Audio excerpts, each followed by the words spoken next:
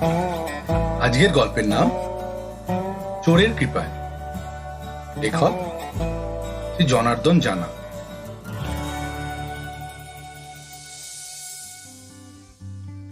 কুসুমপুরের জমিদার সনাতন সামন্ত যখন তার জমিদারির পত্তন করেন, তখন সে জমিদারির জাঁকজমক ছিল দেখবার মতো।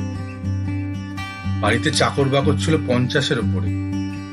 নরনারায়ণের নিত্য সেবা হতো। উৎসবে জমিদার বাড়িকে সাজানো হতো রাজপ্রাসাদের মতো। সনাতন সামন্ত ভীষণ ঠাকুর ভক্ত ছিলেন। জমিদার বাড়ির লাগোয়া প্রায় 1.25 বিঘে জমির ওপর ছিল রাধাকৃষ্ণের বিশাল নাট মন্দির। দোল উৎসবের অনেক আগে থেকেই সে বাড়িতে শুরু হয়ে যেত সাজো সাজো রব।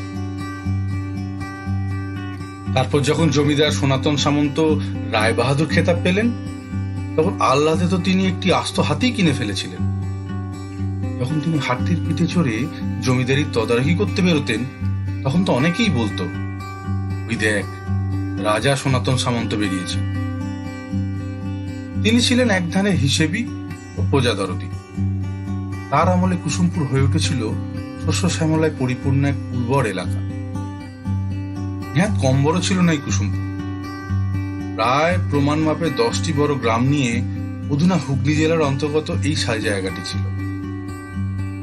শোনা যায় ওরা সাহেবরা মাঝে মাঝেই আসতো কুসুমপুরের সামন্ত জমিদারের সঙ্গে দেখা করত। কিন্তু কথায় বলে, একজন গড়ে অপরজন ভাঙে। সনাতন সামন্ত মারা যাওয়ার পর তার অধস্তন 2 পুরুষ যা ছিল তা প্রায় সব খেয়ে শেষ করে ফেলে। এই জমিদারের মৃত্যুর পরে তার জায়গায় জমিদার হয় তার একমাত্র পুত্র জগদীশ সামন্ত। অনেক আশা করে তারই নাম রেখেছিলেন। নামটাই সার। সে ছিল একধারে আলসি আর আমোদ করা। সনাতন সামন্ত যে জায়গায় তার জমিদারি শেষ করে, সেখান থেকেই খাদে নামাতে শুরু করে জগদীশ। তার ছেলে অম্বরীশ বাপকেই অনুসরণ করে। একসময় তো জমিদারির ধার দেনা বেশ বেড়ে যায়। হরিশ সামন্ত যখন এই জমিদারির দায়িত্ব নেয়, তখন এর ভগ্নপ্রায় দশা। নানা মামলা মকদ্দমায় জর্জরিত হয়ে হরিশ সামন্ত এই জমিদারিকে অনেক ছোট আকারে পরিণত করে। প্রচুর জমি জমা তিনি বিক্রি করে দেন। এমনিতেই তখন জমিদারি প্রথা প্রায় শেষের দিকে। লোকের সঙ্গে বসে নানা মামলা মকদ্দমা তিনি কোর্টের বাইরেই মিটিয়ে নেন। এরকম নানা উপায় বের করে তিনি বেশ কিছুটা সামাল দেন। হরিশ সামন্ত ছিলেন বিচক্ষণ এবং বুদ্ধিমান, কিন্তু তখন অনেক দেরি হয়ে গেছে। তারপর আসে অখিলেশ সামন্ত, বর্তমানে জমিদার বাড়ির বংশধর। এখন আর জমিদারি বলে কিছু নেই। সম্পত্তি বলতে জমিদার বাড়িটি আর কিছু ধান জমি। কিন্তু জমিদারি না থাকলেও মেজাজ তো সহজে যায় না। তাই অখিলেশ সামন্ত ঠাঁটবাট বেশ বজায় থাকে। হাড়ে মা ভবানী না হলেও মা লক্ষ্মীর কৃপাদৃষ্টিও তেমন নেই। এই ঠাঁটবাটি একদিন তাকে মহা বিপদে ফেলেছিল। সে কথা আমরা পরে আসবো। অখিলেশ সামন্তর পরিবার তেমন বড় নয়। এক ছেলে ও এক মেয়ে, দুজনেই স্কুলে পড়ে। স্ত্রী অনিলা, এক বুড়ি পিসিমা ও চাকর অনন্ত। জমিদার বাড়ির বেশিরভাগ ঘরই বন্ধ হয়ে পড়ে আছে। পাড়ার লোকেদের সঙ্গে ভালোই সদ্ভাব আছে পরিবার। অখিলেশ সামন্তর কাজ বলতে তেমন কিছু নেই। বাপের আগলে রাখা কিছু পৈতৃক সম্পত্তির আয় থেকে মোটামুটি চলে যায় তাদের। তার বাপ আর কিছু না করতে পারো, তার মাথায় একরাশ দেনা চাপিয়ে ইহকাল ত্যাগ করেননি। ফুটকে জগা জাতে চোর, চুরি করাই তার নেশা এবং পেশাও বটে। তার বাপ ছিল জমিদার বাড়ির চাকর। তাদের কি পায় কোনো মতে সংসার চলে যেত জগাদের। কতই বয়স হবে জগার, এই 9 কি 10। পেঁচোর মা খবর নিয়ে এলো জগার বাপকে সাপে কেটেছে, একেবারে জাত সাপ। ওঝাও কিছু করতে পারল না। শেষ রাতে তার বাপ মারা যায়। তার মা অনেক কষ্ট করে তাকে মানুষ করার চেষ্টা করে, কিন্তু কথায় আছে, অভাবে স্বভাব নষ্ট। সেই রোগে ধরে তাকে। প্রথমে সে এ বাড়ি ও বাড়ি থেকে কিছু খাবার, দু একটা বাসনপত্র চুরি করত। তার যখন 17-18 বছর বয়স, তখন মা মারা যায় নিউমোনিয়া রোগে। সেই থেকে সে ধীরে ধীরে পাকা চোরে পরিণত হয়। লম্বা তালঢাঙা চেহারা, মিশমিশে কালো, মূলোর মতো দাঁত, লিকলিকে দুটো ঠ্যাং। অন্ধকারে যখন চলে, মনে হয় বেটা ভূতটা এই বুঝি তাল গাছের মাথায় পা ঝুলিয়ে বসবে। সবাই তাকে সুটকে জগা বলেই ডাকে। সংসার করেনি, জেনে শুনে কে তার ঘরে মেয়ে দেবে? চুরি করতে গিয়ে একবার ধরা পড়ে তার না যত না কাহিল অবস্থা হয়েছিল। যারা তাকে ঠেঙাতে গিয়েছিল তারা বেহাল হয়ে পড়েছিল। মার থেকেও সাহস পায় না, এই বুঝি মরে যাবে। চুরি ছাড়া কোনো কিছুতেই মন নেই তার। শুধু একবার আমাদের পাড়ার চক্রবর্তী মশাইয়ের উপর বেজায় চটে গিয়েছিল। তারপর সে যা কাণ্ড বাঁধিয়েছিল, সে আর বলার কথা না। ব্যাপারটা তেমন ভারী কিছু নয়। একদিন চক্রবর্তী মশাই পালেদের বাড়ি লক্ষ্মী পুজো সেরে বাড়ি ফিরছিল। সঙ্গে ছিল তাদেরই দেওয়া পুজো বাবদ নৈবেদ্য। পালেরা অবস্থাপন্ন গেরস্ত, তাই পুরুত মশাইয়ের ভালোই আমদানি হয়েছিল। পথে হঠাৎ সুটকে জগার সঙ্গে দেখা হয়ে যায়। জগা প্রণাম করে বলে, তা পুরুত মশাই পুজো করে ফিরতেছেন?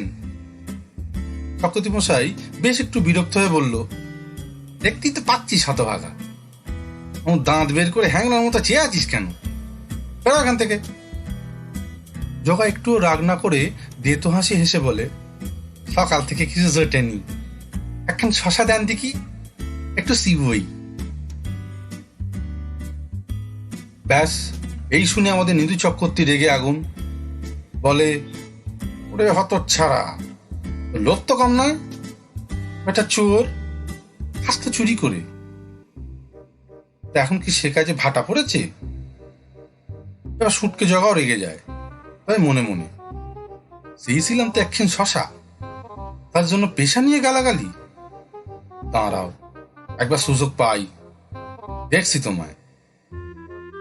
সেই থেকে তককে তককে থাকে জগা। বেশি দেরি করতে হয় না। সুযোগেরও আর সুযোগের জন্য বেশি অপেক্ষা করতে ভালো লাগছিল না। রায়বাড়ির উপনয়নের কাজ সেরে বাড়ির দিকে রওনা হতে হতে সন্ধে গড়িয়ে যায় চক্রবর্তী বামুনের। আসছে মেলায় খুশি।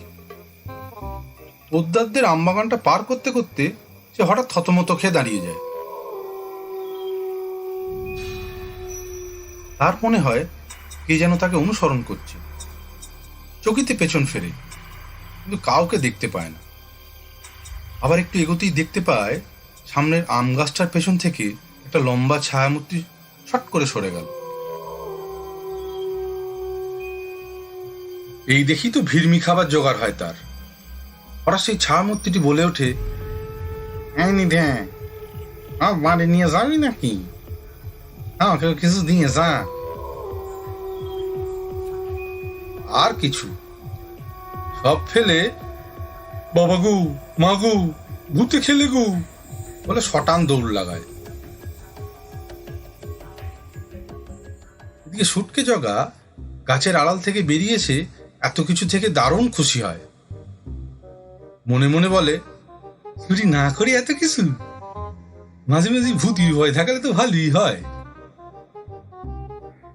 সুটকে জগার একটাই শখ, বহুদিনের, সে একবার জমিদার বাড়িতে চুরি করবে। ছোট বয়সে বাবার কাছে অনেক গল্প শুনেছে। সে জানে, ওকে বলা বলি করে, জমিদার বাড়িতে মোহর পোতা আছে। অবশ্যই তো অবাক হওয়ার বিশেষ কিছু নেই। আগেকার দিনে জমিদাররা ডাকাতির ভয়ে ঘরাই করে মোহর লুকিয়ে রাখত। এই মোহর পোতার গল্পটা আরেকজনও জেনেছিল, মোহনপুরের ডাকাত সর্দার কেশব বাড়ুই। দিনের বেলা সে ভালো মানুষ সেজে মাঠে ঘাটে কাজ করে বেড়াত। রাত বাড়ার সঙ্গে সঙ্গে ডাকাত দল নিয়ে বেরিয়ে পড়ত।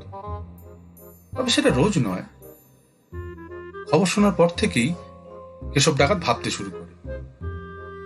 মাঝে তো খবর নিতে একজনকে পাঠিয়েছিল কুসুমপুরে। ছোটখাটো ডাকাতি আর তার পোষায় না। মনে মনে ভাবে, একবার মোহর ভর্তি ঘরটা হাত করতে পারলেই কেল্লা ফতে, বাকি জীবনটা বসে বসে খাওয়া যাবে। এইসব ভেবে ডাকাতির পরিকল্পনা শুরু করে। সামনে অমাবস্যা, এবারই সে যা করার করবে। আগেই বলেছিলাম জমিদার অখিলেশ সামন্তের ঠাঁটবাট ভালোই ছিল। বাইরে বেরুতো রীতিমতো কেতাদরুস্ত হয়ে। নাট মন্দিরের নিত্য পুজো বহাল ছিল।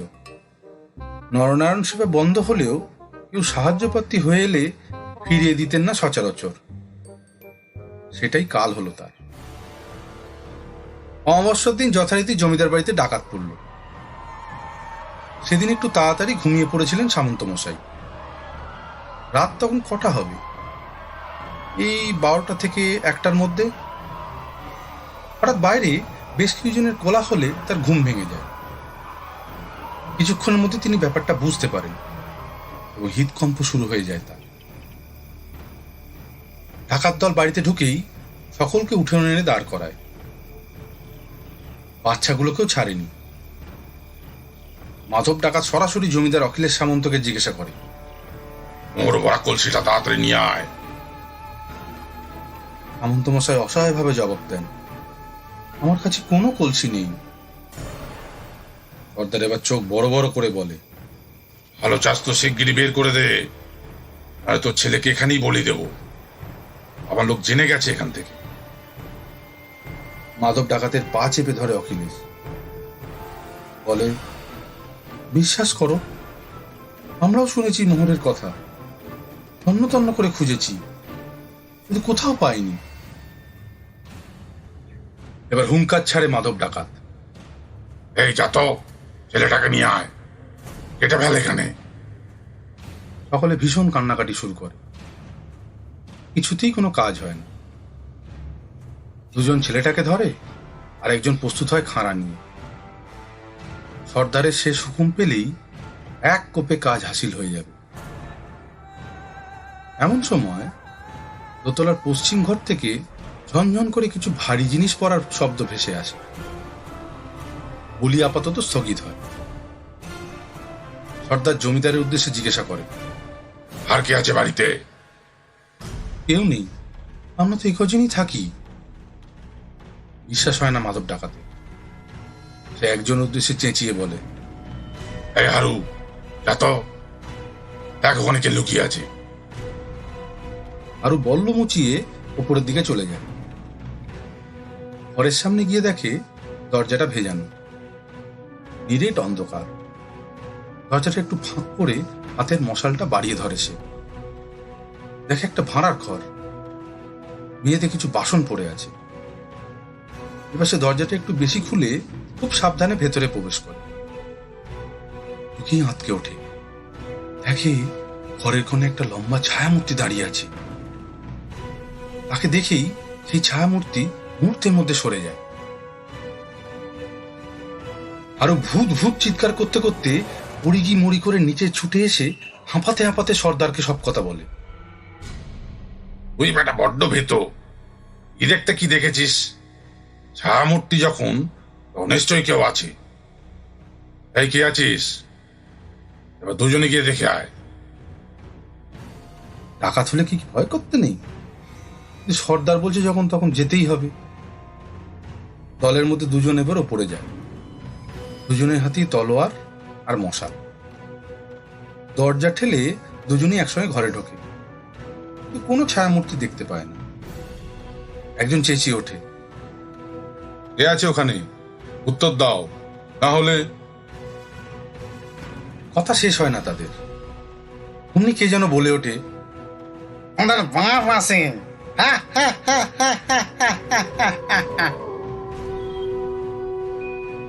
অমন নিশুতি রাতে সে আওয়াজ গম গম করতে থাকে গোটা জমিদার বাড়ি।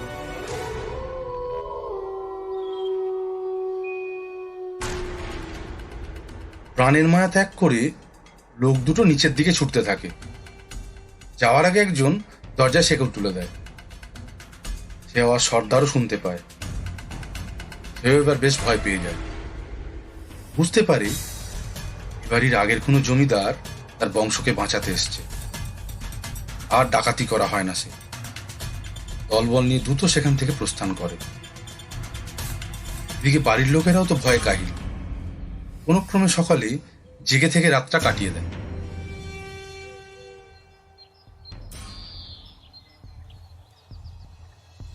পরদিন সকাল হতে না হতে আশেপাশের লোকজন হাজির হয় জমিদার বাড়ি। তারাও অনেকে বুঝেছিল বাড়িতে ডাকাত পড়েছে, কিন্তু ভয়ে কেউ আর বাড়ি থেকে বেরোয়নি। সকলে এলে জমিদার বাবু সব ঘটনা খুলে বলে। তারপর অনেক কৌতূহল নিয়ে প্রায় সকলেই সেই পশ্চিমের ঘরটার দিকে যায়। জমিদার বাবু ভয়ে ভয়ে নিজেই দরজা শিকল খোলে। শিকল খুলতেই এক অদ্ভুত ঘটনা ঘটে। কেউ তার জন্য প্রস্তুত ছিল না। ফুটকে জগা এসে জমিদারের পা জড়িয়ে ধরে বলে, আমাকে মারবেননি কর্তা, কাল রাতের বেলা আমি চুরি করতে ঢুকেছিলাম। দেখি কিছুক্ষণের মধ্যেই ডাকাত দল এসে পড়ল। প্রাণের ভয়ে এই ঘরে আশ্রয় নি। হঠাৎ হাত নিয়ে গিয়ে বাসন কাটা পড়ে গেল মাটিতে। ও ভয় পেয়ে গেছিলাম। তারপর যখন দেখি ওরা দুজনে আসে, তখন ভয়ে ভূতের মতো ভয় দেখায়। সে কাঁদো কাঁদো হয়ে আরো বলে, আমার মাফ করি দেন কর্তা, এই কান মলছি, নাক মলছি, আর কোনোদিন জমিদার বাড়িতে চুরি করতে আসবো না। আমি চুরি ছেড়ে দেবো হুজুর। আর কিছু বলতে দেয় না জমিদার অখিলেশ সামন্ত। ওকে জড়িয়ে ধরে তাকে, বলে, তোর জন্যই তো আমরা সবাই রক্ষা পেলাম রে। আগের জন্মে তুই নিশ্চয়ই আমাদের পূর্বপুরুষ ছিল। না, জমিদার বাড়িতে চুরি করার মতলবটা বিফলে যায়নি সুটকে জগার।